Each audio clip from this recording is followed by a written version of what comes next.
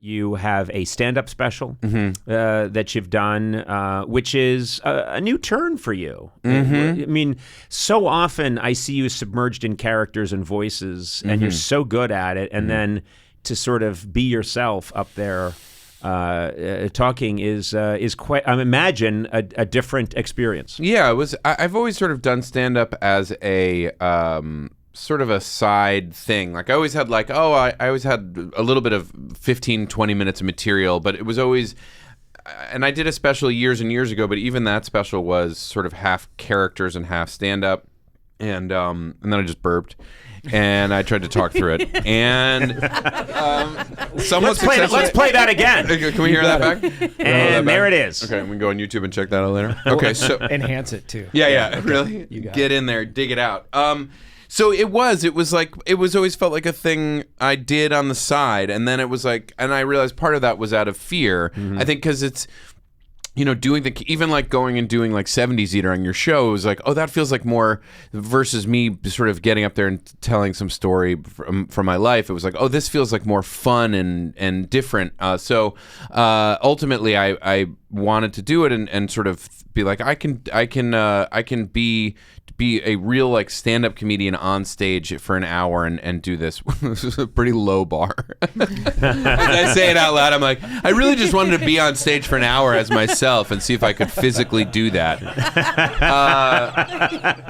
But I did. I did a special where I ate 75 eggs for Netflix in 40 minutes, and it's coming out. Is it? Yeah. Conan and Luke? Yeah. Anyway, so I did that, and then it was great. It took a long time. I started before the pandemic and toured for a while, and then the pandemic happened. And if you guys haven't checked that out, you guys should check out the pandemic.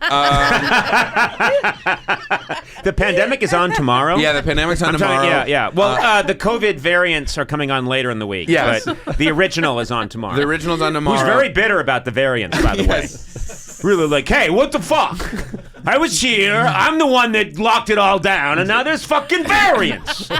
What did they come up with? COVID is a New York Italian? Yes. Yeah. Huh. Well, we all knew that. I think we were all pretty clear about that. Yeah. And then life sort of the fun of doing stand up and the tricky thing is sort of allowing people in to being like, here's who I am, or here's the narrative I want to tell you. And so the lockdown happened, and I got married and had a child, and that sort of began to affect the material, and ultimately so I shot it like almost 2 years after I thought it was going to, and now it's done. Feel good about it. That's right, and congratulations on a boy. Yes, a masculine child. May he be a masculine child, and a little over a year old, right? Yeah, almost 2, which is a little over. Well, which is it? A little over a year or almost 2? Let's call it almost 2. Okay, I don't think this child exists.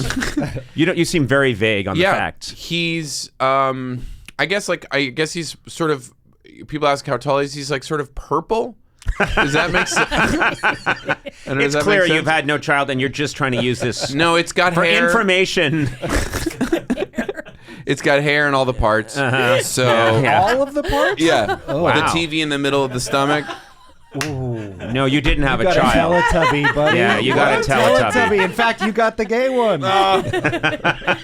May he be a masculine gay child. Oh, yeah. Get with a television. Oh, television screen in his stomach. Yeah. But he's a good thing. Whatever it is, you know wonderful. what I'd like to do? I would like to do a stand-up special where I'm really opening up, but everything is a lie. And later, do you know what I mean? But I'm talking about being a grandfather for the first time.